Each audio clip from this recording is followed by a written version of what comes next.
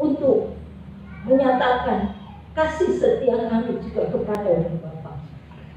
Segala rintangan kuasa kegelapan yang mau mengambil benih kebenaran firman pada saat ini, kami mau tolak, kami hancurkan semuanya hanya di dalam nama Tuhan Yesus Kristus, darah Yesus yang berkuasa. Kami percaya Tuhan, Kau telah siapkan hamba-Mu, Kau telah taruhkan setiap perkataan-perkataan atas hamba-Mu. Dan benar-benar kami terus dibangun di dalam Engkau Tuhan, dibentuk untuk menjadi mempelai yang layak di hadapan-Mu ya Bapa. Terima kasih Tuhan, kami percaya Engkau menguatkan kami oleh Roh. Setiap wadah-wadah kami yang lemah ini diperkuat menampung kebenaran yang Maha Kudus dan Maha Mulia ini. Hanya di dalam nama Tuhan Yesus Kristus. Haleluya.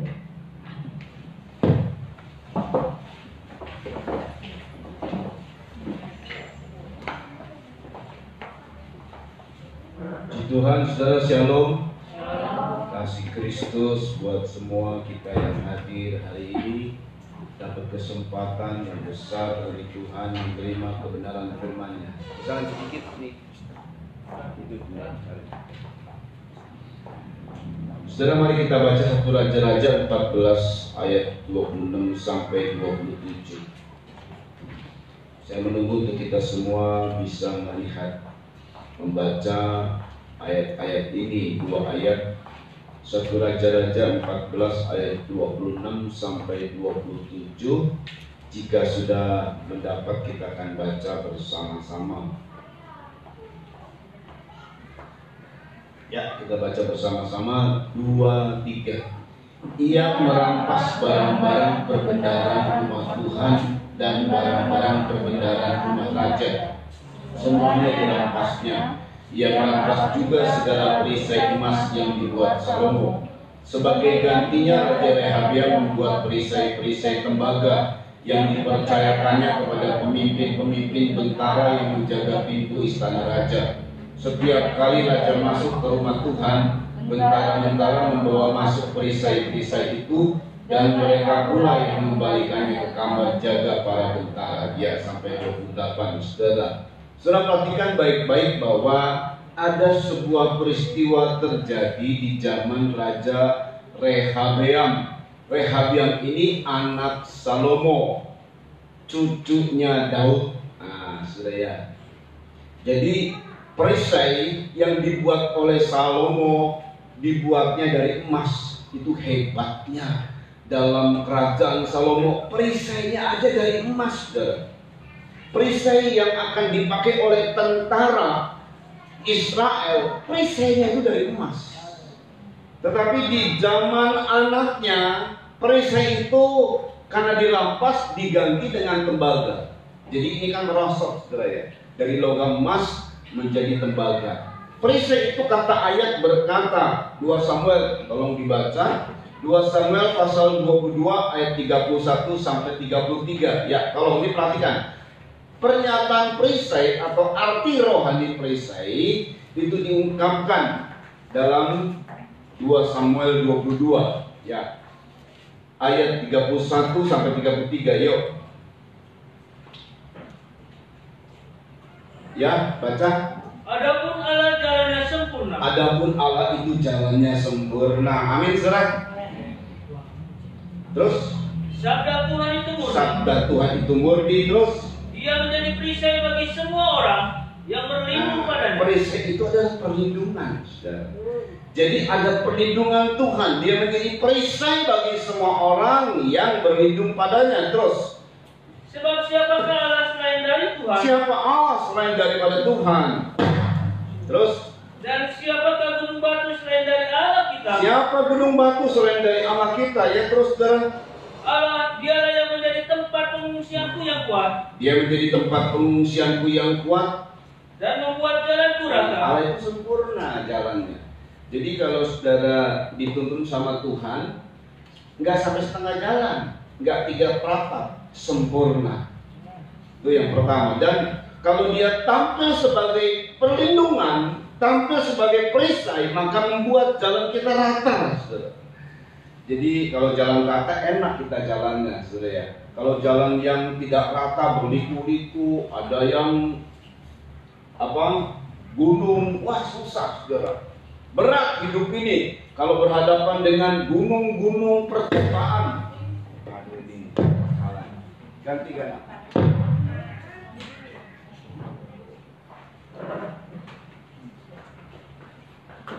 Ganti nomor 8.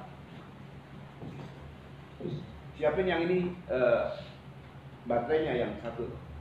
Yang utama baterainya siapa? Ya, saudara ya. Jadi Allah itu sempurna jalannya. Perlindungan dari Tuhan seperti perisai dan menjadi tempat pengungsian kita. Kalau kita ada masalah, saudara, nggak usah lari sih, tapi kita mengungsi atau berlindung sama Tuhan. Karena Dia akan membuat jalan kita rata. Wah, ini enak banget. Jadi Tuhan itu apa, saudara? Perisai. Ulangi, Tuhan itu apa, saudara? Perisai buat kita.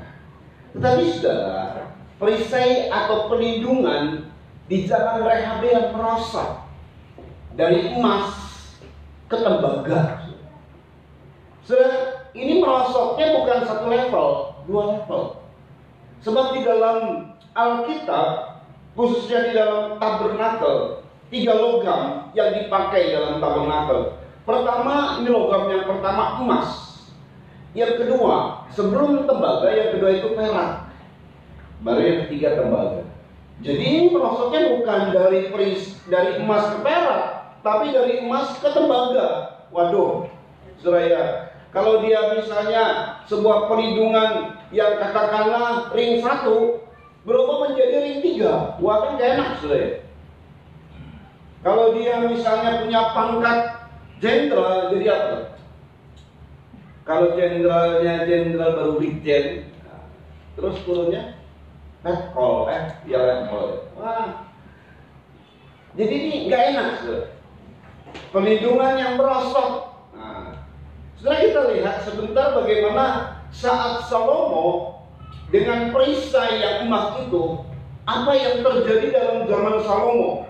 Perlindungan yang luar biasa. Nah, ini Salomo, jadi perisai emas ini, perisai emas. Kita baca di dalam 1 Raja-Raja, saudara perhatikan baik-baik, dalam 1 Raja-Raja, karena ini nanti luar biasa waktu saya menyelidiki, lalu kemudian merenungkan, ada hal-hal yang luar biasa Tuhan singkapkan. 1 Raja-Raja 4 ayat 25 tolong dibaca itu, saudara. Perhatikan 1 Raja-Raja 4 ayat 25. Bagaimana dalam zaman Salomo namanya saja Salomo, dan berasal dari kata juga shalom. Shalom itu artinya damai.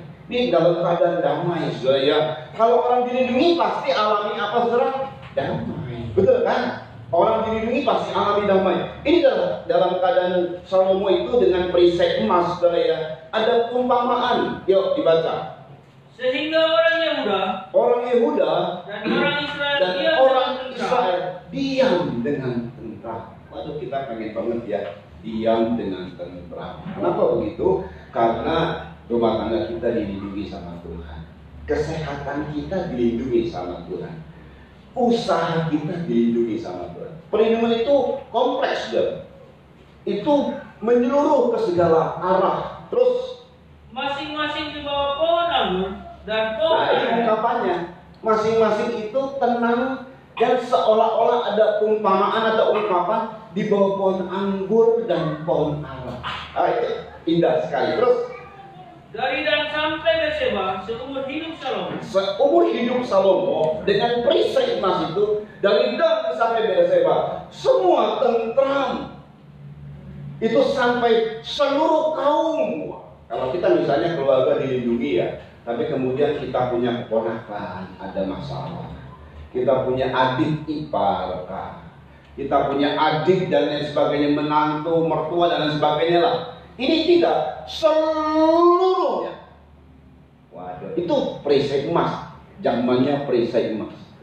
Tadi saya bilang perlindungan itu menyangkut pada pribadi, apalagi sekarang ini lagi pandemi gitu. Aduh, sekarang ini mudah sekali orang kena virus.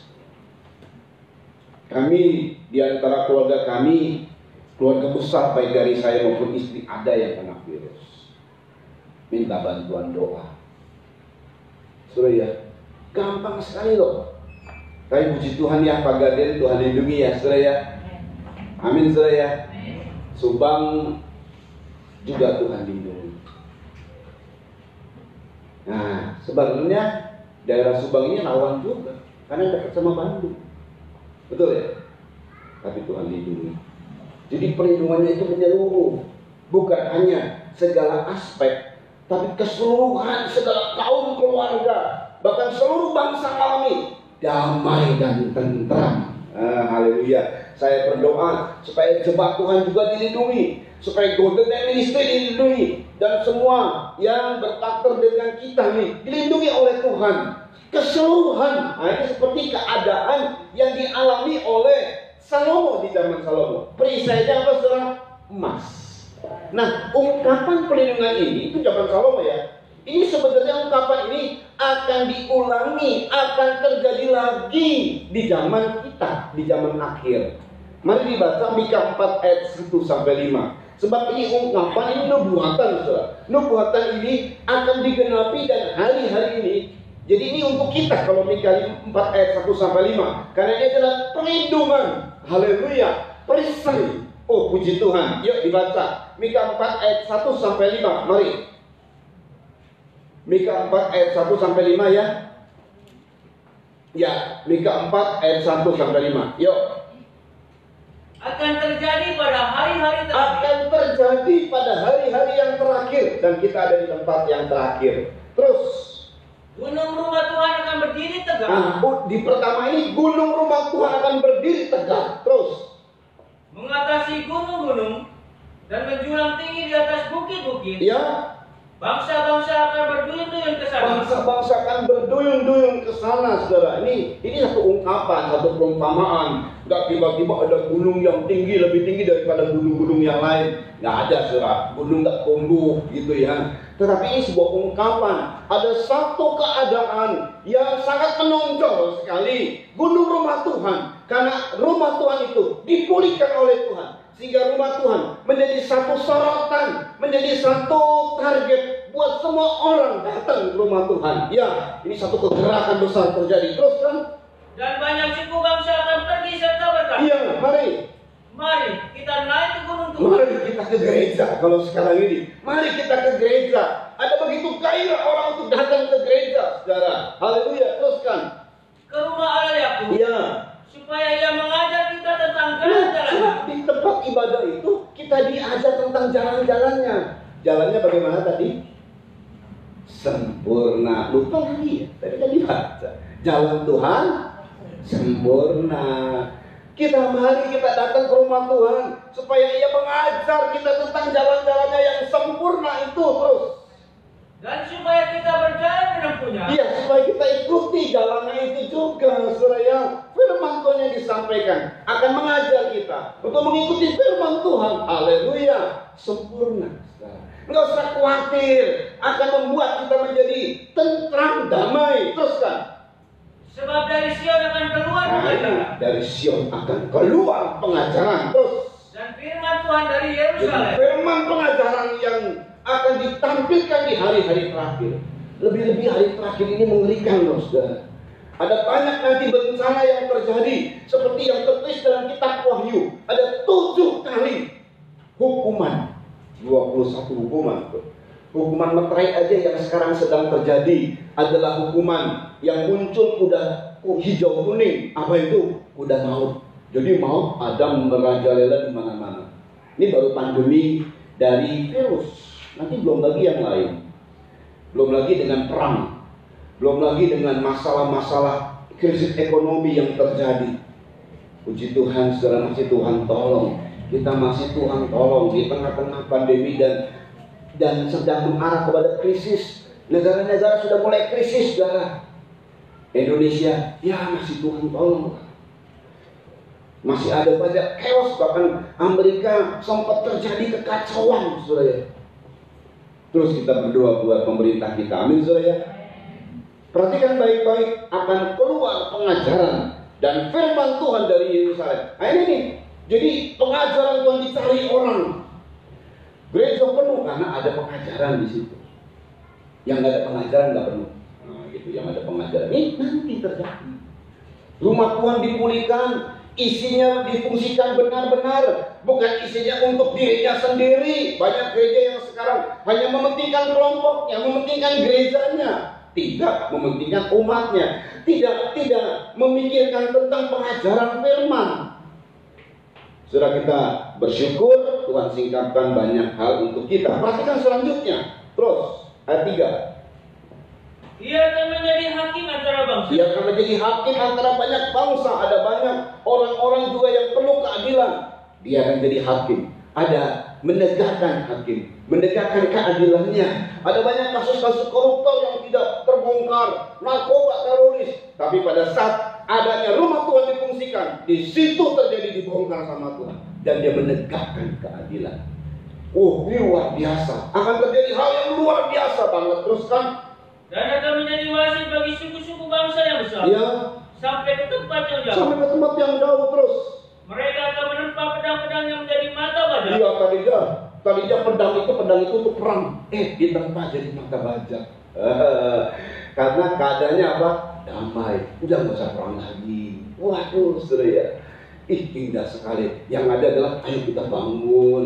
Ayo kita bangun rumah tangga kita. Nggak usah lagi debat, nggak usah lagi marah-marah, nggak usah lagi bertengkar suami istri. Ayo kita bangun usaha kita. Ayo kita bangun negeri kita. Ayo kita bangun ini. Wah, luar biasa. Itu damai, itu indah kalau damai. Terus. Dan tombak-tombaknya menjadi pisau pemangkas. Terus. Bangsa tidak akan lagi mengangkat pedang terhadap bangsa. Terus. Dan mereka tidak akan lagi belajar perang. Perhatikan ayat 4. Tetapi mereka masing-masing akan duduk di bawah pohon anggur. Sama kisahnya. Masing-masing duduk di bawah pohon anggur dan di bawah pohon aranya dengan tidak ada yang mengejutkan. Tidak ada yang mengejutkan, tidak perlu takut. Haleluya, betul-betul damai. Terus. Sebab mulut Tuhan semesta alam yang mengatakan. Iya. Terus. Biarpun segala bangsa berjalan masing-masing demi nama Ya, memang saat itu ada bangsa-bangsa yang masih berjalan demi nama ilahnya. Masih ada yang nggak bertobat, banyak juga yang nggak bertobat. Tetapi kita akan berjalan demi nama Tuhan Allah kita untuk selamanya dan haleluya, amin saudara. Kita sepakat ya, kita tetap berjalan dalam nama Tuhan Yesus Kristus. Kita tetap percaya kepada Kristus. Memang di tengah-tengah adanya bangsa-bangsa melihat kemuliaan Tuhan. Ada juga orang Kristen yang murtad, saudara. Ya, hari terakhir itu ada dua kegerakan yang murtad dan kegerakan yang bertobat. Saudara, kita pilih kegerakan yang kita bukan bertobat, kita sudah bertobat. Kita justru akan melihat bagaimana suasana yang terjadi pada hari-hari terakhir. Saudara, tapi pertanyaannya, kok bisa ya dari perisai emas jadi perisai tembaga? Ini kan namanya pelindungan yang merosot. Pelindungannya yang merosot, nggak ngalami lagi di bawah pohon anggur dan pohon ara. Terbuktinya apa? Waktu diserang oleh Raja Mesir Sisak, kalah tuh Israel. Dirampaslah semua, baik itu perbendaharaan rumah raja, baik itu perbendaharaan di rumah Tuhan, di istana, di mana-mana dirampas. Wah, kalau kita apa yang sudah kita usahakan lalu bangkrut, dirampas oleh orang, diambil oleh orang, disita oleh bank. Nah, ini terjadi perlindungan yang merosot. Tapi puji Tuhannya masih dilindungi karena masih berbentuk perisai tembaga. Betul kan? Kalau tidak ada perisai tembaga ya habis. Kenapa kok dari perisai emas turun ke perisai tembaga? Dan kita akan lihat dulu nih. Ya, masih puji Tuhan, masih ada perlindungan tembaga. Saudara perhatikan baik-baik. Kenapa begitu? Kenapa? Kok masih ada? Nggak dihabiskan semua? Ya, karena mereka ini puji Tuhannya merendahkan diri. Saudara. Cuma nggak kembali tuh ke perisai emas. Cuma perisai tembaga. Mereka ini merendahkan diri karena sudah diserang oleh Sisak, Raja Mesir, saudara. Dan ini sebagai satu ajaran. Tapi sayangnya Rehabiam cuma bertobat di situ. dengar suara Nabi minta ampun, lalu kemudian berbuat, terus tidak pernah meninggalkan perbuatan dosanya. Akhirnya memang habis. Tapi puji Tuhan tadi saya bilang nih, masih ada perlindungan perisai tembaga. Kenapa? Karena merendahkan diri. Kita baca dulu sebentar ayatnya di situ. Perhatikan, karena kita penting untuk memahami. 2 Tawarik 12, ini sama kisahnya dengan 1 Raja-Raja tadi. Ayat 5 kita baca.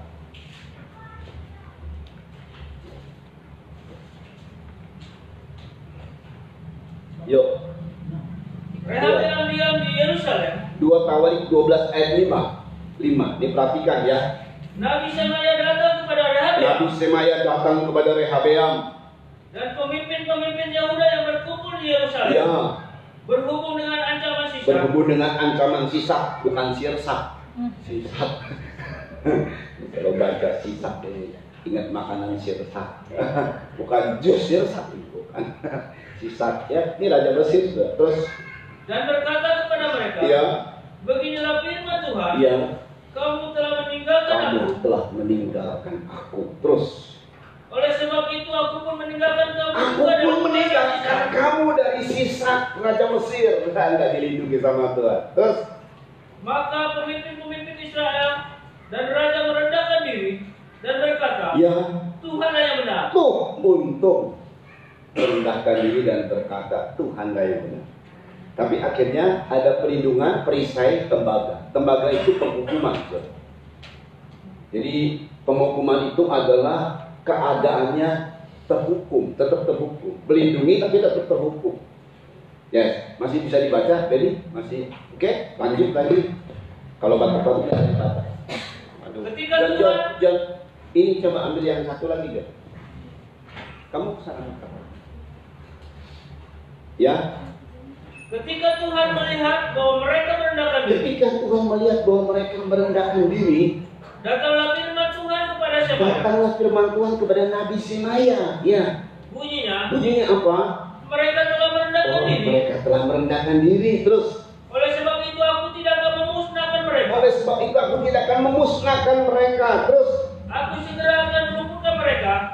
Dan kehangatan murkaku tidak akan dicurahkan atas Yerusalem dengan perantara sisa. Perhatikan, ini ayat 8. Perlindungan tembaga. Merosot. Apa itu? Mari. Tetapi mereka akan menjadi hamba-hamba. Tetapi mereka akan menjadi hamba-hamba sisa. Terus. Supaya mereka tahu membedakan antara mengabdi kepadaku menjadi hambaku atau dan mengabdi kepada kerajaan-kerajaan dan mengabdi kepada dunia. Saudara, kerajaan dunia atau kekuatan dunia itu adanya di mana, saudara? Tuh. Mama. Jadi mengabdi kepada duit. Tapi bukan mengabdi kepada duit menjadi hamba duit lalu kemudian dapat, namanya dipermudah. Jadi isinya apa? Mereka ini terlilit utang. Nah gitu tuh, kalau zaman sekarang itu. Iya kan? Duit. Yang ini buat ini. Cari duit sebanyak-banyaknya untuk bayar. Terhukum nggak? Berat nggak? Tetap dilindungi, tetap hidup, masih hidup. Tapi ya gitu, hidupnya sepanjang hidupnya hanya terlibat utang terus sepanjang hidupnya. Kalau seseorang berkata, kekayaanku akan turun 7 turunan. Ini seorang bapak berkata, hutangku akan turun ke 7 turunan. Itu bapak gelo, nggak habis. Aduh, warisannya hutang. Aduh kan kesel. Tapi itu dia tahu rasanya diperbudak sama dunia. Sedangkan saudara, jauh sebelumnya aku ngaji, ayo jadi hambaku. Hamba itu artinya ayo layani aku. Lebih tepatnya ayo taat sama firman. Setiap firman yang disampaikan ayo taat. Amin saudara. Karena kita mengatakan gini, aku mau jadi hamba. Hamba itu adalah orang yang taat. Aku mau taat sama Tuhan. Aku mau taat akan firman Tuhan. Ayo jadi hambaku. Saudara tahu kalau jadi hamba Tuhan, kalau taat sama firman, Apa kata ayat jauh sebelumnya? Ulangan 28. Wah, enak, saudara ya. Jadi hari itu Tuhan ajar perisai emas turun ke perisai tembaga. Dilindungi sih, dilindungi. Ada sih hasilnya, tapi saudara mengerikan sekali. Sebentar dulu ya. Ini dimut semua. Ya.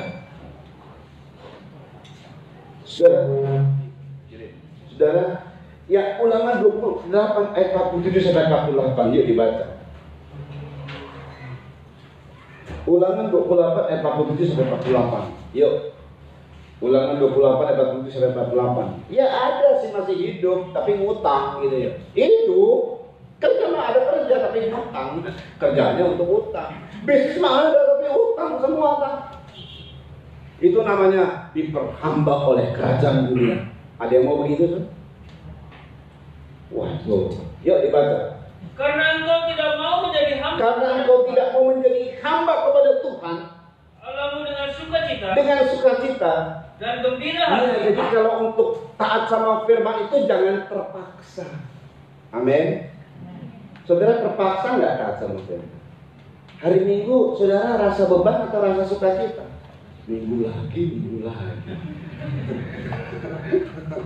Bangun pagi lagi, aduh mau tidur. Gereja lagi. Kalau saudara rasa terbeban, kata Tuhan, oke, kamu nggak mau ya udah, aku kasih beban. Itu kamu menjadi budaknya dunia. Karena hari Minggu nggak mau gereja, jadi ya udah. Selanjutnya Minggu nggak gereja kata Tuhan, tapi jadi budak dunia, yaitu terlilit utang. Baru tau rasa. Semua bak masalah, nggak ada perlindungan, turun merosot perlindungannya. Tiba-tiba pekerjaan yang berkatnya tadinya ada.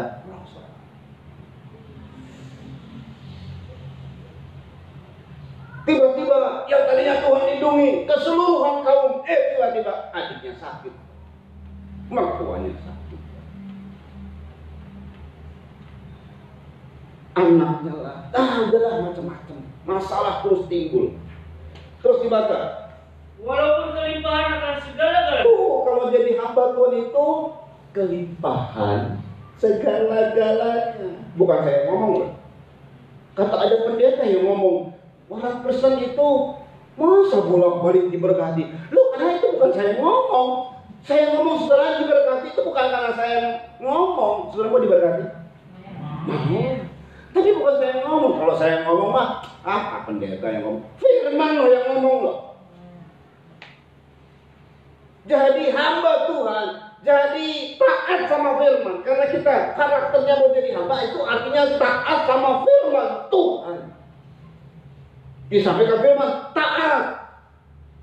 Ini hari Minggu disampaikan firman. Senin lupa, bagaimana mau taat? Lupa. Ya taat aja, bagaimana mau taat? Sedangkan dia lupa. Apa ya firmannya hari Minggu? Bagaimana mau ditaati? Makanya terima firman dengan sukacita, dengan gembira hati. Kalau kamu jadi hamba Tuhan, kalau kamu melayani Tuhan, maka apa? Kalau kau taat sama firman itu maksudnya, maka apa yang terjadi? Kelimpahan segala-galanya. Tapi kalau kau menolak, ini dia ayat 48. Maka dengan menanggung lapar dan haus. Terus dengan telanjang dan kekurangan akan dengan segala-galanya. telanjang kekurangan segala-galanya. Terus Engkau akan menjadi hamba kepada musuh yang Iya. musuh Tuhan. Terus Melawan engkau. Iya. Ia akan membawa dengan kuk besi ke atas tengkukmu. Kuk besi ke atas. Terus Sampai engkau dipunahkan. kalau nggak bertobat ya punah. Kalau bertobat dipending, gitu loh. Bertobatnya sungguh-sungguh, hilang diangkat kuknya.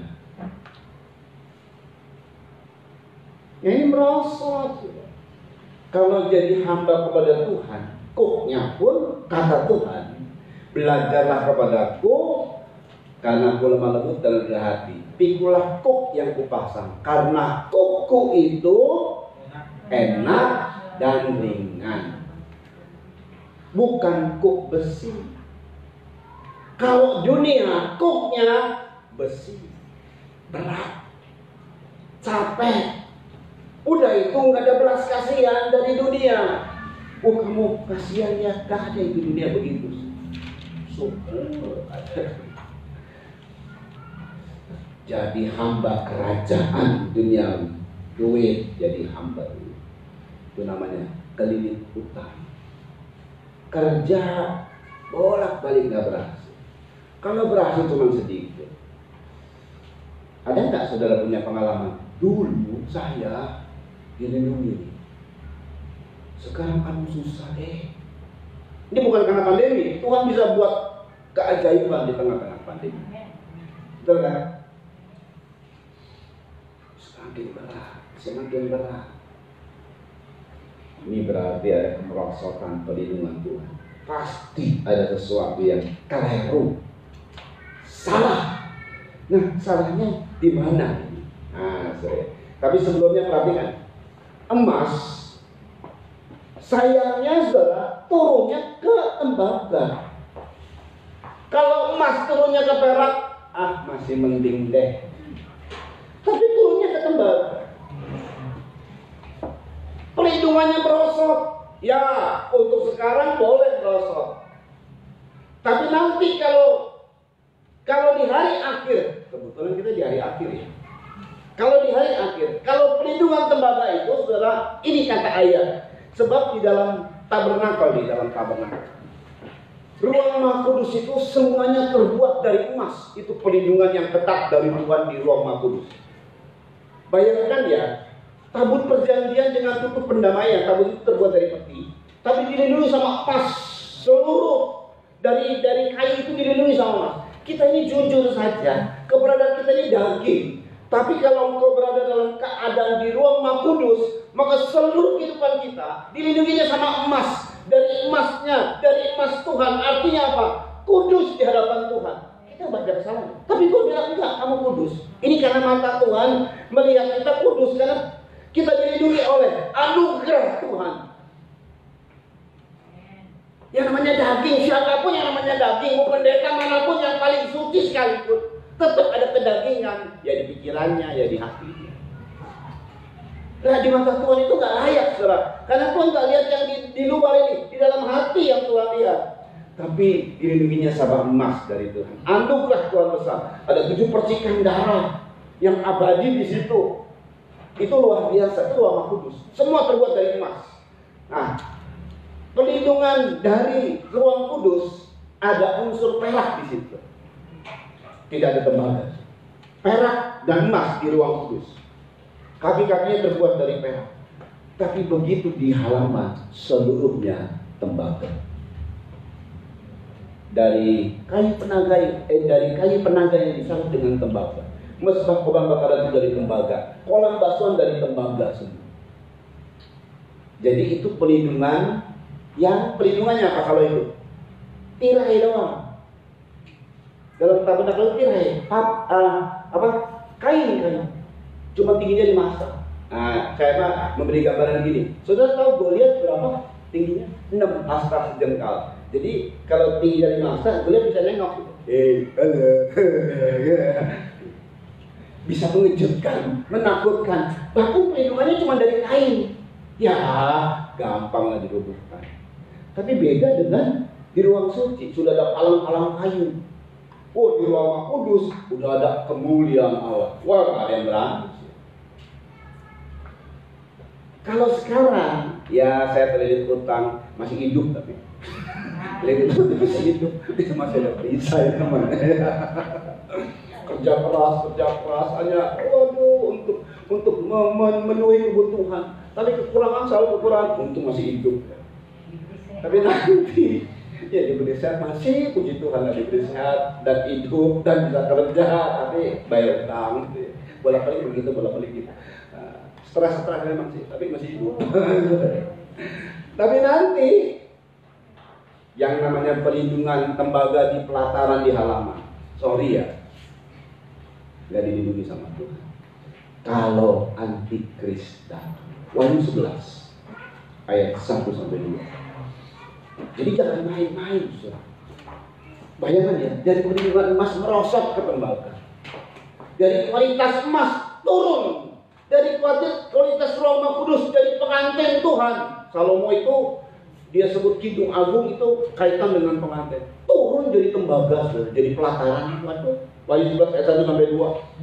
Kemudian diberikanlah kepadaku sebatang gunung, seperti tongkat pengukur rupanya, dengan kata-kata yang berikut: bangunlah dan ukurlah bait suci Allah dan mesbah dan mereka yang beribadah di dalam rumah kudus, apalagi rumah kudus. Terus ayat 2 yang penting.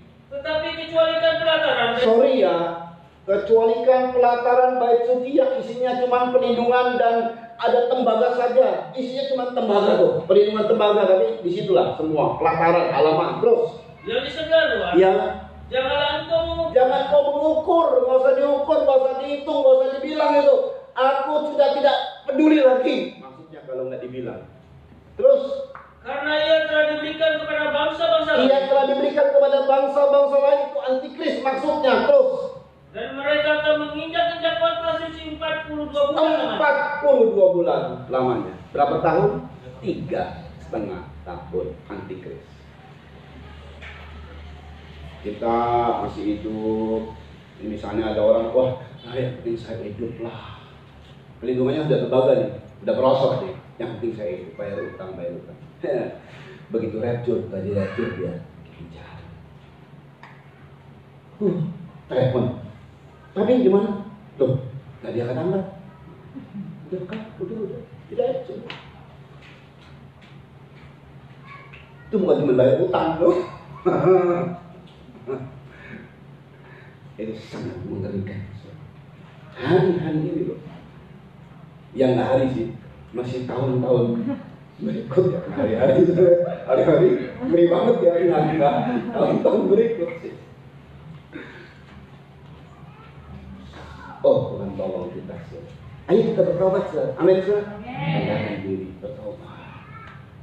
Jadi kalau sudah ada ciri-ciri teguran Tuhan, perlindungannya kok udah merosot, usahanya udah turun, orderannya udah turun, utang banyak. Nah, ini mesti harus bertobat.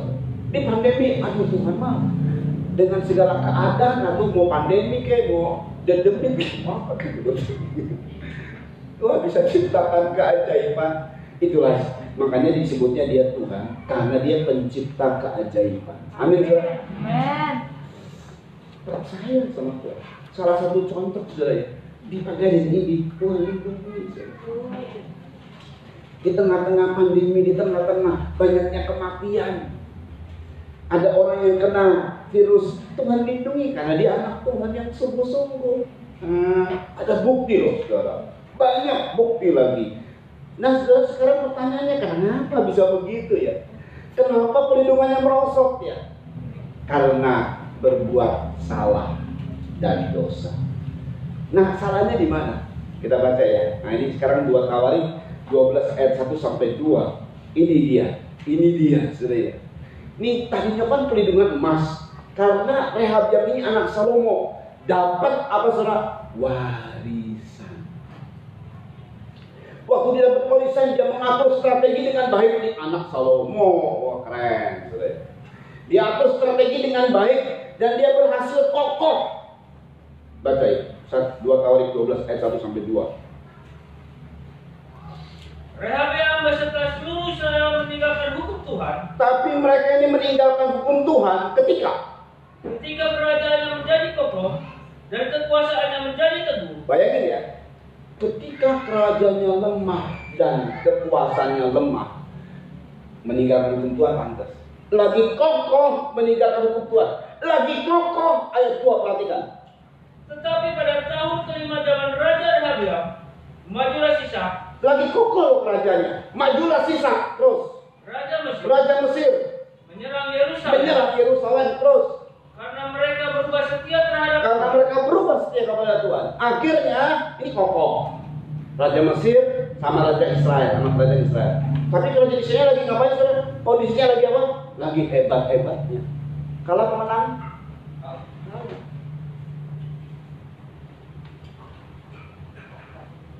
Jadi saudara pikir, wah usaha saya orderannya udah banyak, tabungan udah banyak, lalu nggak bisa lanjut. Kalau sombong. Nah kalau lagi lemah, pantas kalau kalah. Saya mah sehat, nggak sakit semua. Sekarang lagi. Tiap-tiap hari olahraga. Bisa sakit nggak? Bisa.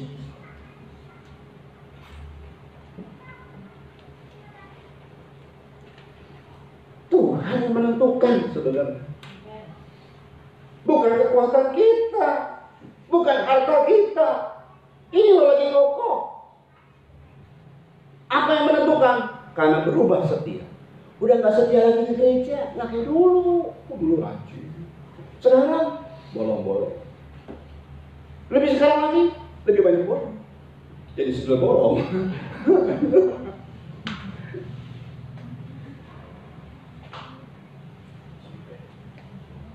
Lalu meninggalkan hukum Tuhan. Pakai hukum apa jadinya? Meninggalkan firman Tuhan, tidak taat lagi sama firman. Pakai hukum apa jadinya? Ya itu, pakai pandangan dirinya sendiri.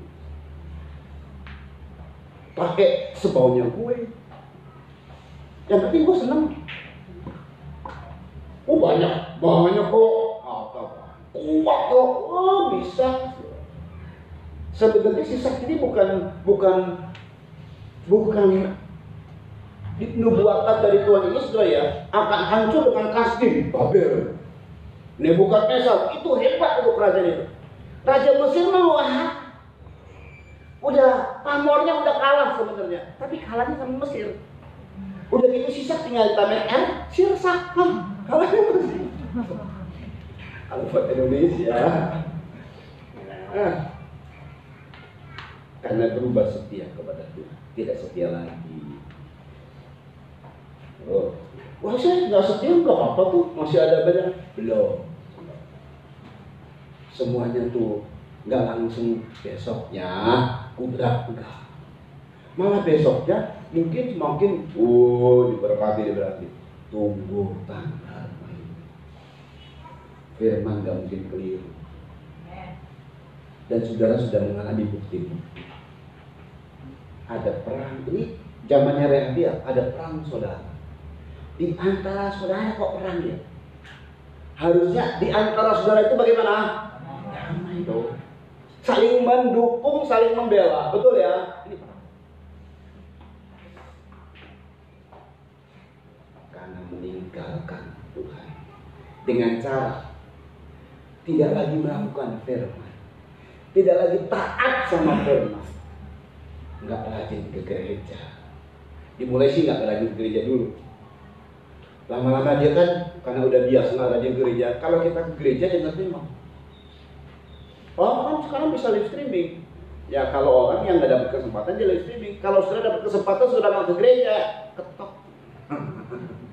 Nggak bisa, live streaming itu beda. Yang live streaming ini mereka sungguh-sungguh datang kepada Tuhan karena di gereja belum ada ibadah. Di Jakarta itu belum ibadah loh. Karena zonanya zona hitam, merah hitam. Nah, gitu ya. Ini bagian kalau jalannya merah juga kita nggak ibadah, nggak boleh. Betul nggak, Pak Didin? Ya. Betul. Nggak boleh begini lagi. Stop dulu. Dan ada satu gereja.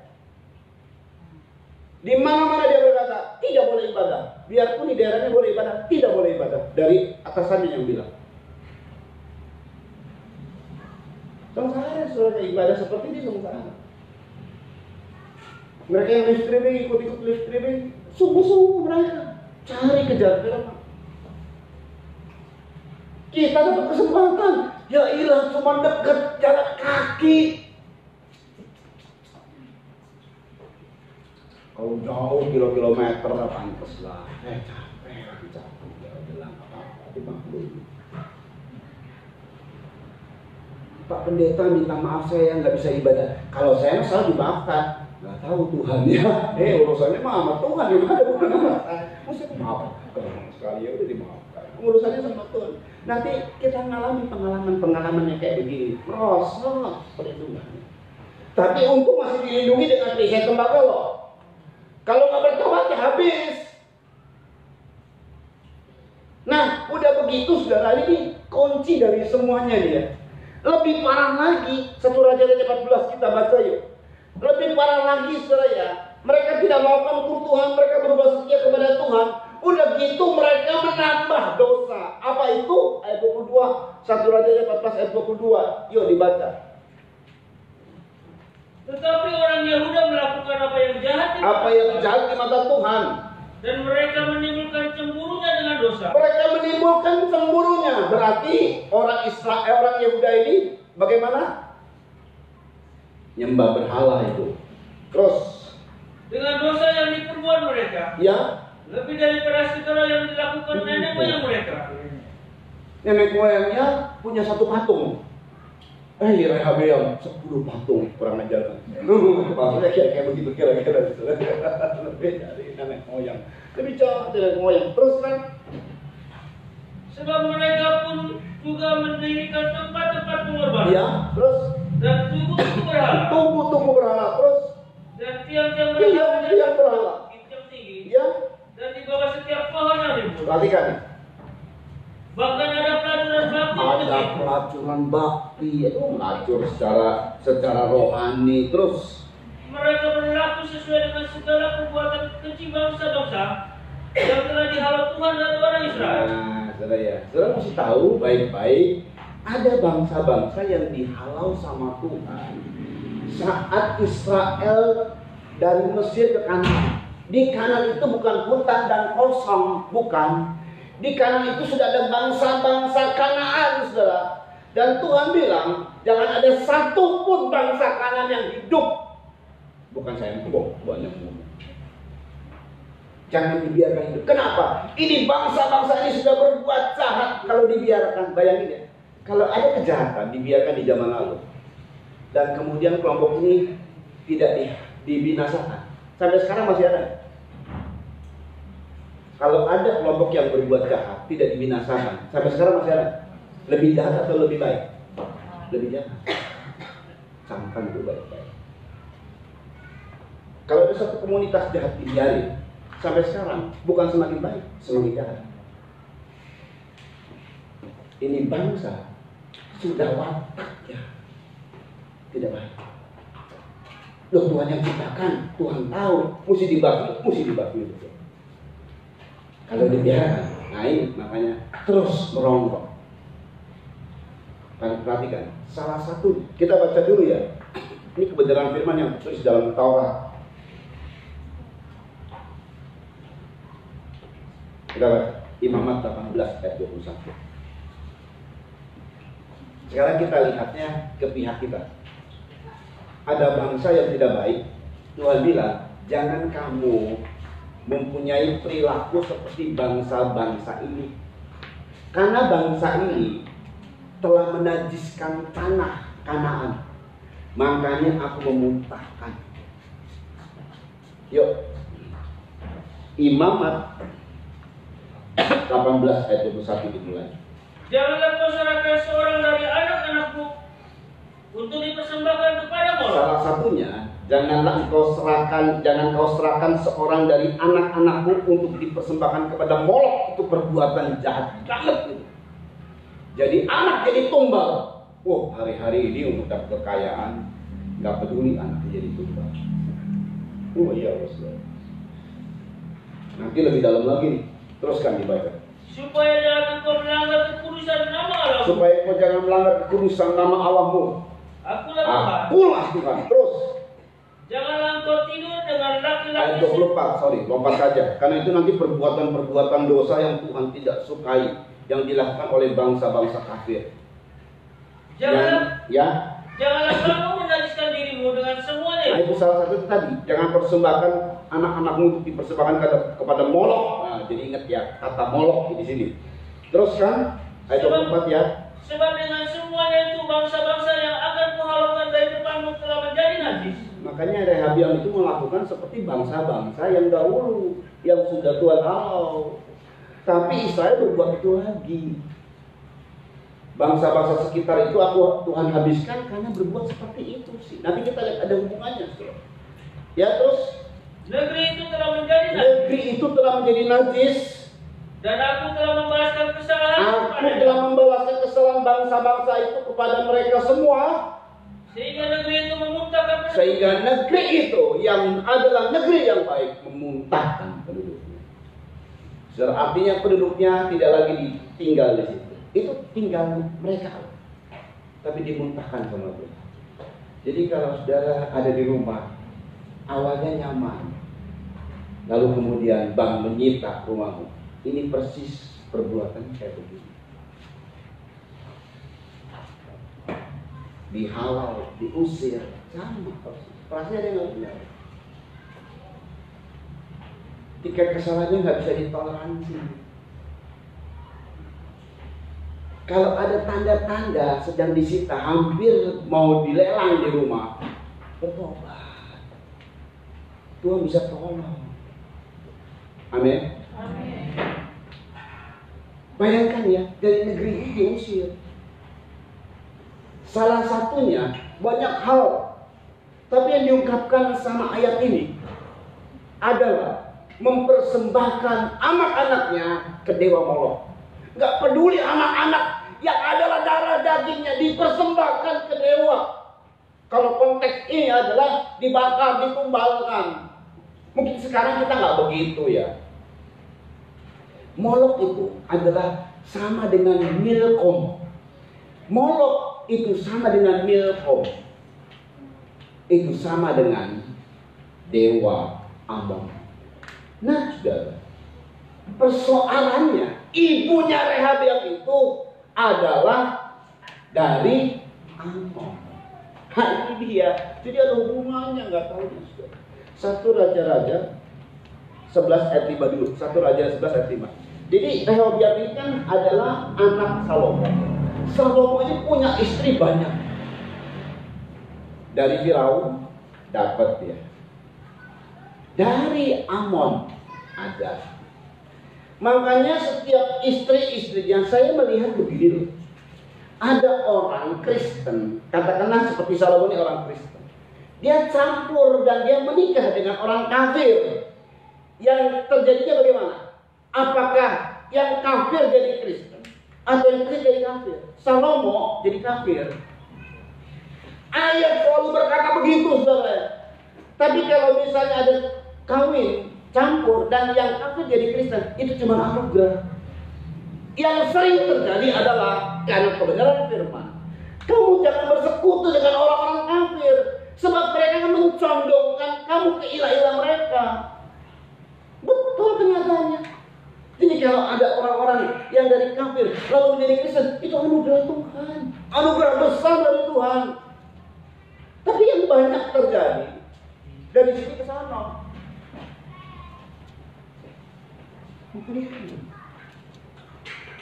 Perhatikan 1 Raja 11 ayat 5. Demikianlah Salomo mengikuti Asitoret, dewa orang Sidon. Itu orang Sidon, Asitoret terus.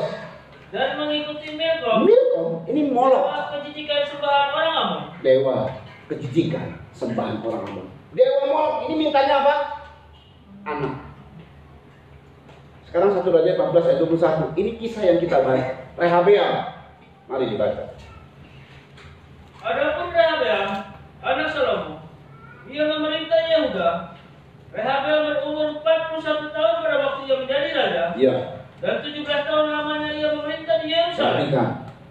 kota yang dipilih Tuhan dari antara segala suku Israel, Iya. untuk membuat namanya tinggal di sana. Iya, perhatikan. Nama ibunya ialah Naama, Naama.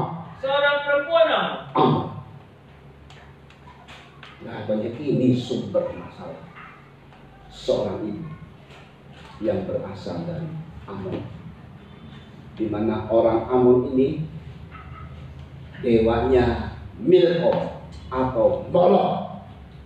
Makanya Rehabeam melakukan kekejian bangsa-bangsa yang Tuhan tolong, khususnya Amon. Bangsa Amon ini sampai detik ini masih ada.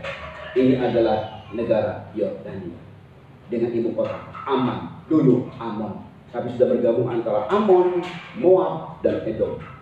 Jadi Yordania masih ada. Jadi saudara perhatikan baik-baik, perhatikan baik-baik. Jangan main-main Tuhan itu. Saudara, mari kita lihat. Yang menjadi pertanyaan begini, ibu tega memberi anaknya buat dewa Molok, tega korbankan, tidak peduli sama anak-anak darah dagingnya. Nah, kalau bapak pantas, makanya ada kasus-kasus bapak menyakiti hati anak-anak pantas ya. Artinya gini loh, ada lah yang begitu.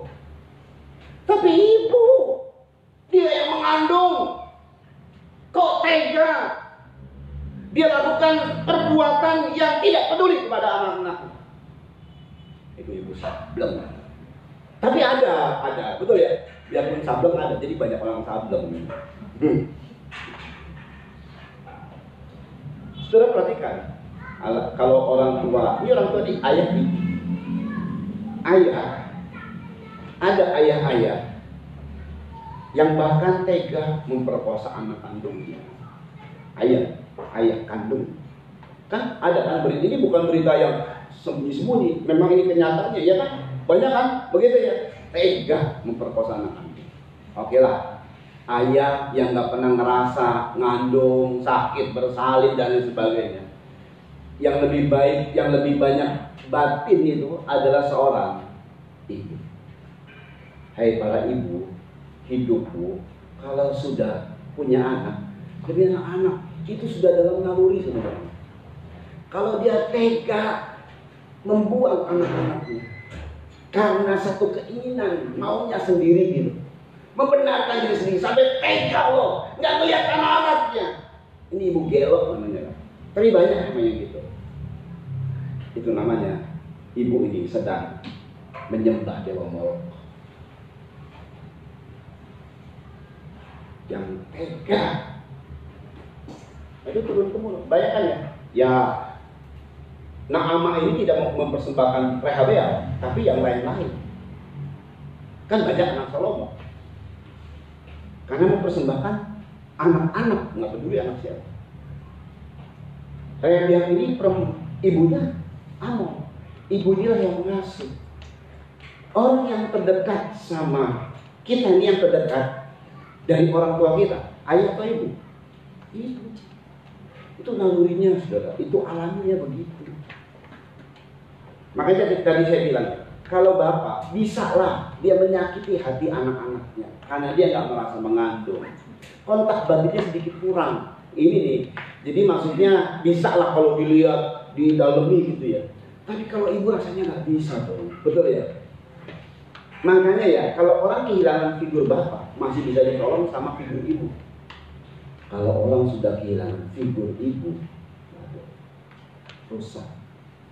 Seluruh gambaran dalam hidup dia rusak. Karena dalam benak pikiran, saya anak kandung ibu yang 9 bulan di dalam rahim dan tidak dipedulikan.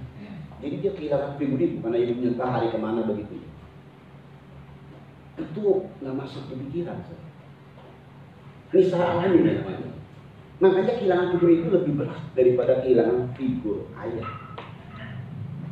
Tadi puji Tuhan, Tuhan menyampaikan firman ini. Yesaya 49. Ada satu hal yang Tuhan ungkapkan jauh sebelum ini. Ada sudah. Tuhan mengetahui keadaan manusia, apalagi anak-anaknya. Yesaya 49 ayat 14 sampai 15. Sion berkata, Tuhan telah meninggalkan aku. Anak-anak Tuhan mungkin berkata begini, Tuhan telah meninggalkan aku. Terus, dan Tuhanku telah melupakan aku. Tapi dengar baik, ini sesungguhnya, ini kata Tuhan.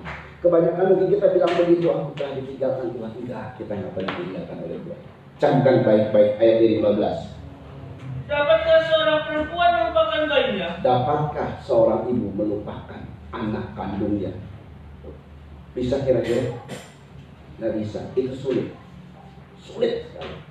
Kalau ibu yang benar ya, sulit. Kalau dia tidak sableng, iya. Berarti ibu yang begitu sableng. Sulit ini. Sejak-jaknya anak, ibu itu di dalam batinnya akan bela anaknya. Itu ibu. Tapi kalau memang udah sableng tadi, dia buang bayinya. Ya karena hamil di luar nikah, dia dibuang Pak. Tapi tetap naluri manusia ibunya bagaimana? Nangis Pak. Nah ada yang tidak. Tapi karena terus jauh-jauh dari Tuhan, ya iya jadi kejam dia wajar. Karena iblis yang membuat kejam, tapi aslinya tidak begitu. Terus sehingga ia tidak menyayangi anak dari kandungannya. adakah seorang ibu yang bisa membuang bayinya, bisa melupakan anaknya, bisa tega mempersembahkan kepada Molok? Oke, kalaupun ada kata Tuhan, mari. Sekalipun dia melupakan. Sekalipun ada ibu yang melupakannya, perhatikan. Aku tidak akan melupakan. Aku tidak akan melupakannya. Lebih daripada ibu Tuhan hadir. Makanya seorang wanita itu disebutnya penolong. Itu sebabnya Tuhan bilang, aku kirim Roh Kudus, Roh penolong. Kehadiran Tuhan dalam Roh Kudus itu betul-betul satu figur yang betul-betul mengayomi kita, saudara. Tempat curhat. Saat kita berdoa itu tempat curhat. Oh, segala hal yang hancur dalam dunia ini nggak apa-apa, asal jangan Roh Kudus yang meninggalkan kita. Itu tempat curhat kita, tempat kita merasa, kalaupun kita merasa sendiri, ada dia yang mendampingi kita. Mungkin tidak tampak, tapi jelas dia betul-betul menuntut kita. Aduh, itu sangat luar biasa, saudara. Di tengah-tengah keterpurukan ada Roh Kudus yang siap menolong kita. Kalaupun ada ibu yang meninggalkan anak-anaknya, aku tidak pernah sekali-kali meninggalkan anak-anakku. Jadi Tuhan tampil lebih daripada seorang ibu. Luar biasa. Luar biasa. Satu kali ada orang yang kehilangan figur ibu. Betul memang. Yang namanya kehilangan figur ibu lebih berat daripada kehilangan figur ayah. Serius. Kebetulan orang ini perempuan. Serius. Susah saya ngomongnya. Berat sekali. Tapi puji Tuhan, hari ini kita berdoa. Kalaupun ibu-ibu meninggalkan engkau, yang rasanya secara alami gak bisa, tapi ada Tuhan yang tidak pernah meninggalkan kita. Oh, luar biasa, saudara. Katanya sumbernya dari sini nih, dari si ibu yang namanya Naamah, dari bangsa Amon. Karena ini adalah kebiasaan dari bangsa Amon mempersembahkan kepada Molok anak-anak, tidak peduli kepada anaknya. Diajarinlah Rehabeam, makanya Rehabeam akhirnya jatuh dalam dosa. Ibu pengaruhnya besar sekali loh untuk rumah tangga. Ibu pengaruhnya besar sekali. Ini yang berat ini, ibunya masih hidup tapi nggak bersama-sama dengan rumah tangganya, itu karena kasus cerai. Biasanya kalau cerai itu anak pasti ke ibu, itu biasanya. Tapi juga ada cerai karena ibunya tadi orang sableng. Dia lihat sono lebih ganteng, lebih kaya, itu orang sableng ini sableng. Ada begitu. Saudara, ya itu sebabnya pengaruh ibu. Hai perempuan, kau akan menjadi ibu. Yang ibu-ibu sudah menjadi ibu ya, pengaruhmu besar terhadap anak. Yang berat ini gini, kalau ibunya memang betul-betul dalam meninggal, lain kisahnya sudah. Di pikirannya sudah terdelete. Kalaupun dia ingat cuma sementara. Tapi kalau ibunya masih hidup, itu yang masalah.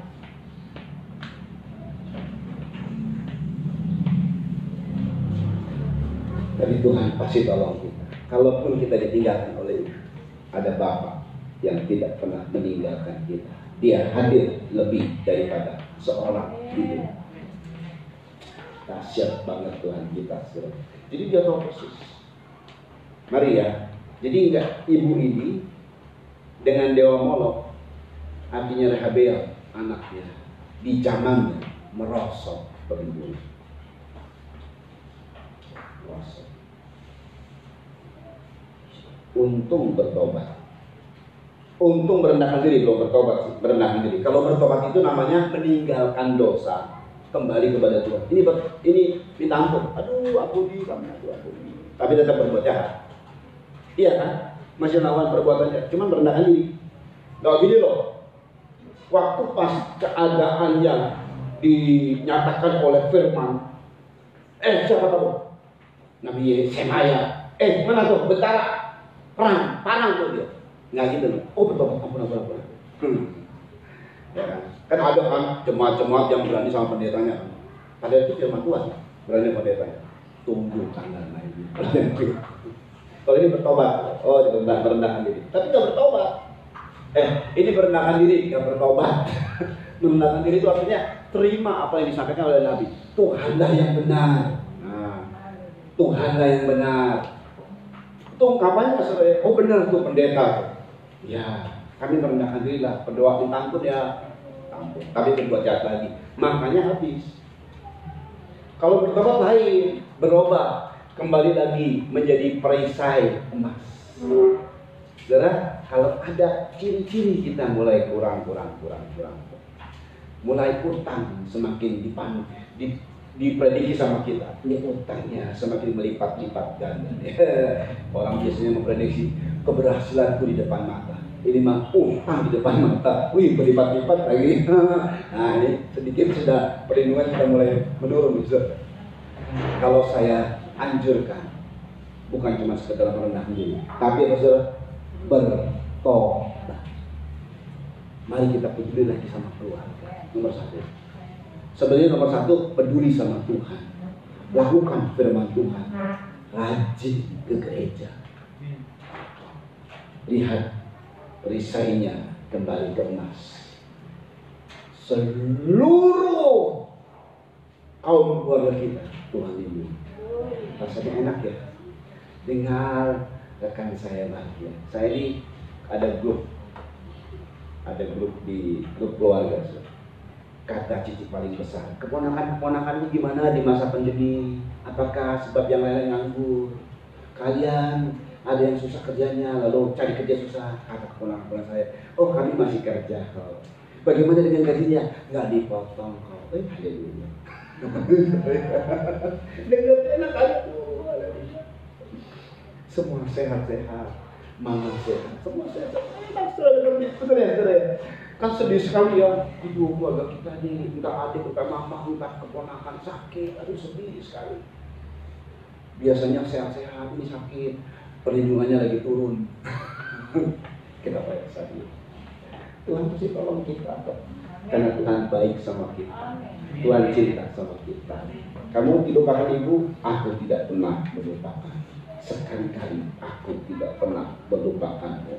Oh haleluya. Dia memang sungguh setia sama kita. Ya, kita nyanyikan lagu ini sambil persiapan perjalanan suci.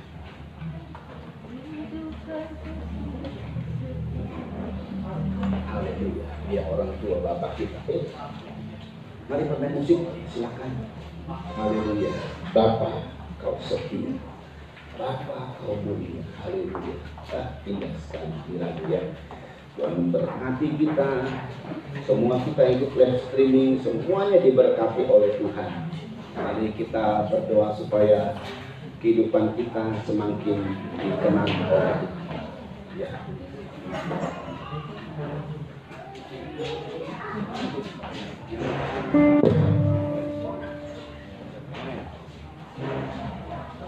Haleluya.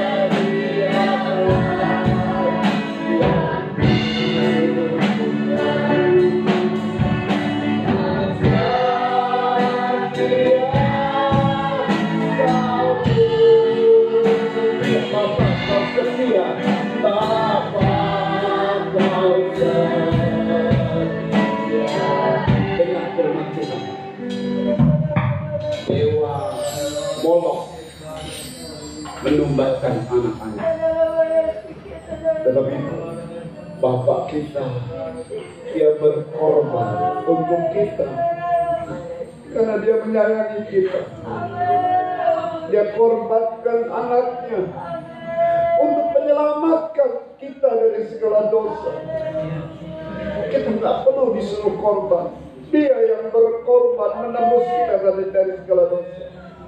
Kalau seorang ibu bisa melupakan dan tidak peduli sama anak-anaknya, Tuhan berkata, aku tidak pernah melupakanmu. Dia lebih daripada ibu dan bapak kita di dunia ini. Dia segala-galanya. Haleluya, haleluya. Dengan firman Tuhan, sebab apa yang telah kutuliskan kepadamu telah kuterima dari Tuhan, yaitu bahwa Tuhan Yesus pada malam waktu Ia diserahkan mengambil roti, dan sesudah itu Ia mengucap syukur atasnya. Yesus memecah-mecahkannya dan berkata, inilah tubuhku yang diserahkan bagi kamu. Perbuatlah ini menjadi peringatan akan aku. Bukankah roti yang kita pecah-pecahkan adalah persekutuan dengan tubuh Kristus? Amin. Makalah dengan percaya tubuh Kristus dalam nama Tuhan Yesus Kristus.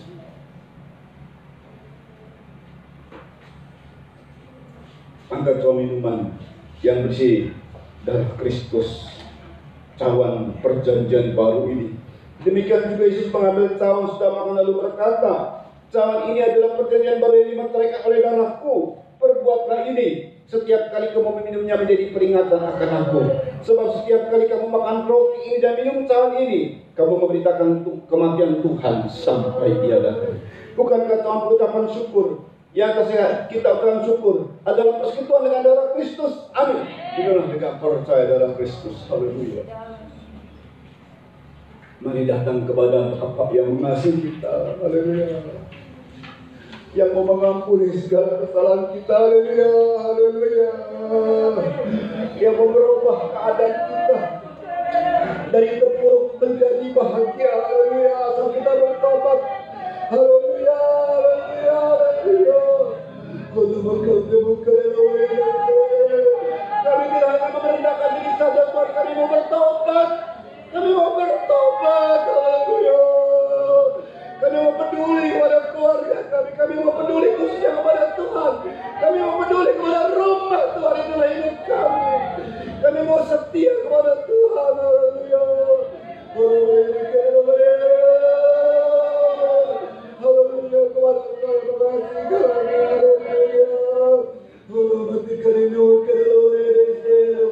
Semua menyembah Tuhan. Semua menyembah Tuhan yang bermasalah.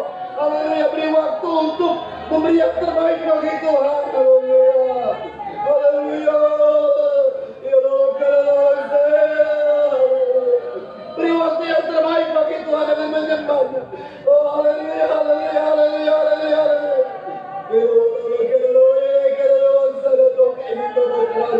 Ampuni dekat atau naik ini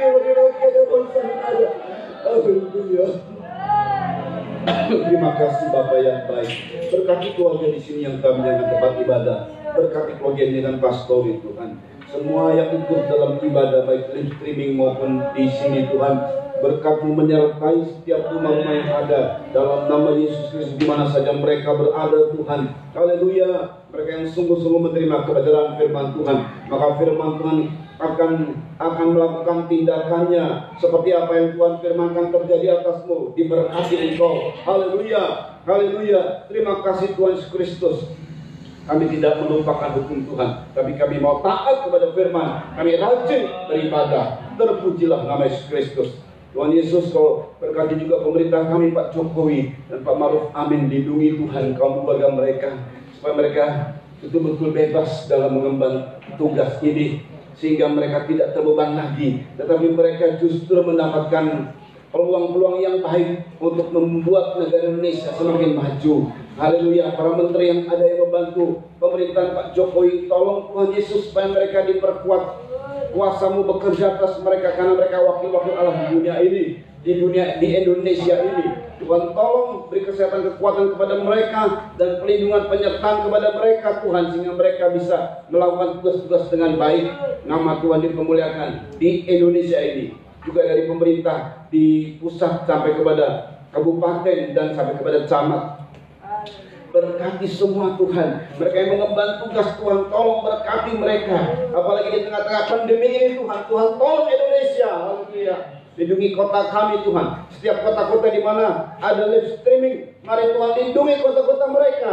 Engkau bisa merubah keadaan dari merah menjadi hijau dalam nama Yesus Kristus. Kalau ada anak-anak Tuhan yang berdoa, anak-anak Tuhan yang melakukan firman, haleluya, mempengaruhi semua, haleluya, haleluya. Biarlah Mazmur 91 ayat itu fasilitas buat setiap kami ya Bapa. Terpujilah nama Yesus Kristus. Terima kasih Bapa yang baik. Terima kasih Tuhan, berkati korban kepada jemaat yang sebentar kami juga berkorban, baik perpuluhan ucapan syukur, semua yang menyampaikan korban diberkati, semuanya untuk kemuliaan Tuhan Yesus Kristus. Terima kasih Tuhan Yesus Kristus, persiapkan kami untuk menanti kegerakan hujan akhir yang besar. Haleluya, haleluya. Karena sudah ada suara derau hujan itu. Amin. Sudah ada rintik-rintik hujan itu. Siapkan kami Tuhan. Haleluya. Terpujilah nama Yesus Kristus. Terima kasih Tuhan Yesus Kristus. Demikian Tuhan yang sakit Tuhan sembuhkan dalam nama Yesus Kristus. Di mana saja Tuhan sembuhkan di dalam nama Yesus Kristus. Kuasa Tuhan bekerja, oleh biru Tuhan menjadi sembuh dalam nama Yesus Kristus. Dan juga Tuhan tolong untuk garda depan Tuhan, para medis Tuhan jaga lindungi, beri kekuatan kesehatan. Haleluya, karena mereka telah melakukan tindakan untuk kemanusiaan. Berkati Tuhan Yesus Kristus.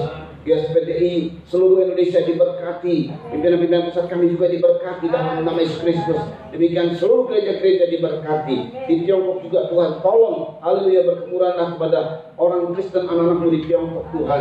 Terpujilah nama Yesus Kristus. KPKPI Polri, mereka semua yang terlibat dalam bidang hukum Tuhan, mari berkati, beri kekuatan kepada mereka takut akan Tuhan, supaya menegakkan hukum seadil-adilnya. Terpujilah nama Yesus Kristus. Dan Tuhan Yesus Kristus, kalau sebentar kami kembali ke rumah kami masing-masing, entah sampai tiba di tempat tujuan dengan selamat, dengan tidak kekurangan sesuatu apapun.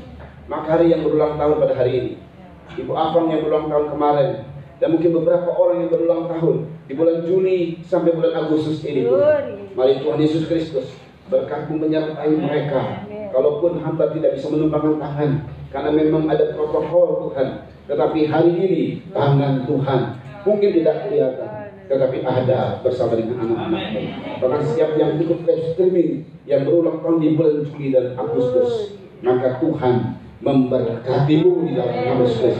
Kuat, sehat, dan panjang umur, dan dipercaya oleh Tuhan untuk berkarya bagi Tuhan dan sesama. Terima kasih Tuhan. Kalau kami sebentar kembali ke rumah kami masing-masing, Tuhan sampaikan dengan selamat. Juga yang akan berpergian, entah ada pelayanan, entah ada tugas-tugas di mana saja kami berada, sampaikan dengan selamat. Sepanjang minggu ini Tuhan jaga lindungi kami, karena Engkau adalah Allah yang menjanjikannya. Engkau akan menepatinya atas kami, karena kami percaya mengandalkan-Mu Tuhan. Haleluya. Kalau orang lain mengajarkan ilah-ilahnya, tapi kami mengandalkan Tuhan Yesus Kristus.